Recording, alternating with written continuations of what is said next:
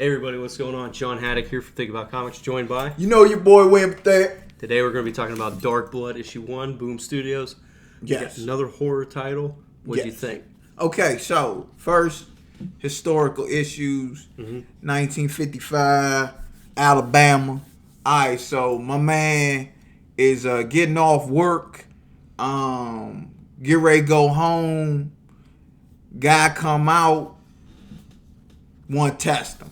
Okay, off the break, you know it's racially biased. This is about race. Okay, he upset that my man went to the army. He upset that my man got a job, and he must have said something to him while he was in the restaurant, Hardy's Eats Diner, and what it is the issue of, hey, I'm a war hero, Tuskegee Airman.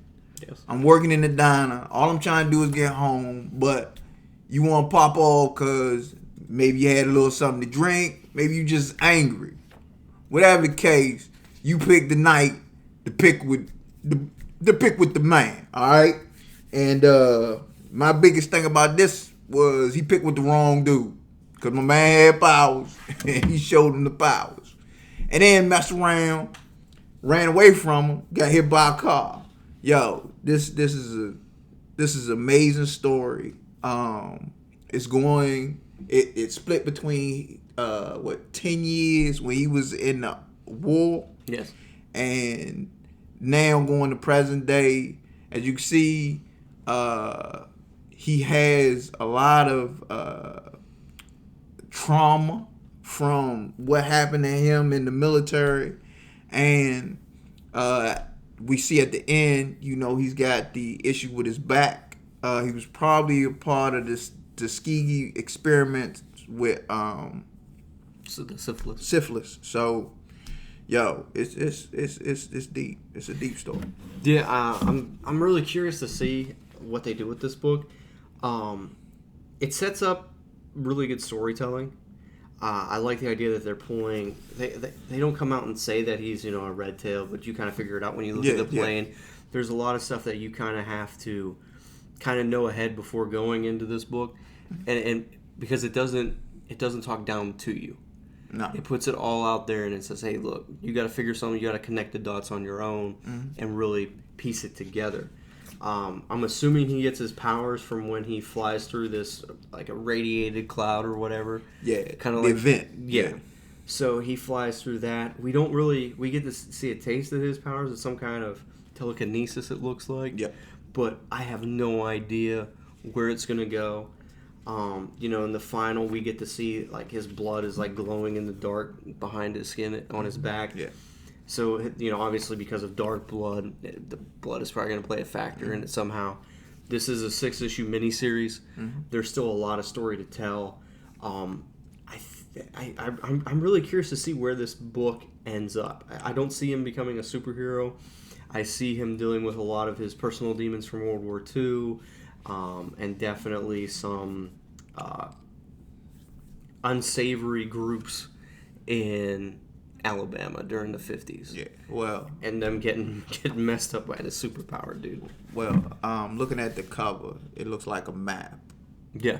On the front, so it's on Germany. Yeah. I'm thinking 9 times out of 10 that's symbolic for him being on the run. Yeah. I think this is going to be a book about him being on the run. The dude may died, and they're trying to blame him. Yeah. So he's trying to run and see what happens. Well, it might be him on the run, but I don't know. Just because the map is of the European front. Yeah. So he could. I guess that could make sense. Yeah. Just with him going over there and trying to revisit stuff to piece it together.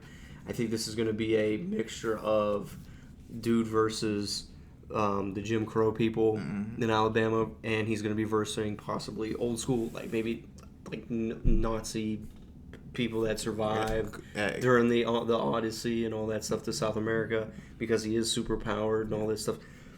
Yeah, this book leaves a lot on the table with it, issue 1.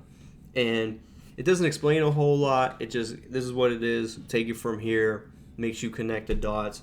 overall, I like Dark Blood. Yeah. I can say that there wasn't anything like this on the shelf this week that fit that same category.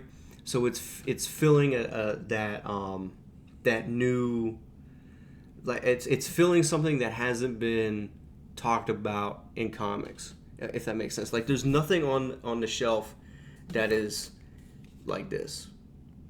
I mean, Philadelphia is probably the next closest book, I would say, for that style of, because you have the vampires, but the backdrop is, the crack epidemic with Philadelphia and how the city's being gentrified. Yeah.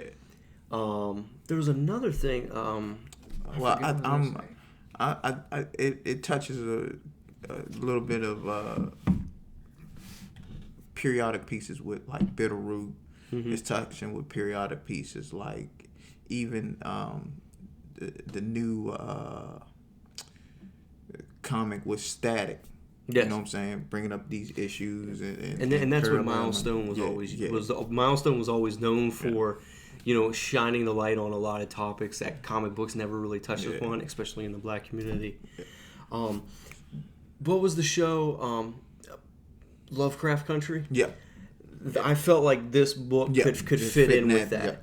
That's what I really felt. Yeah. And with that being canceled, I think this book could fill that void for a little bit until someone else picks it up. Because I don't see that show being on TV that long.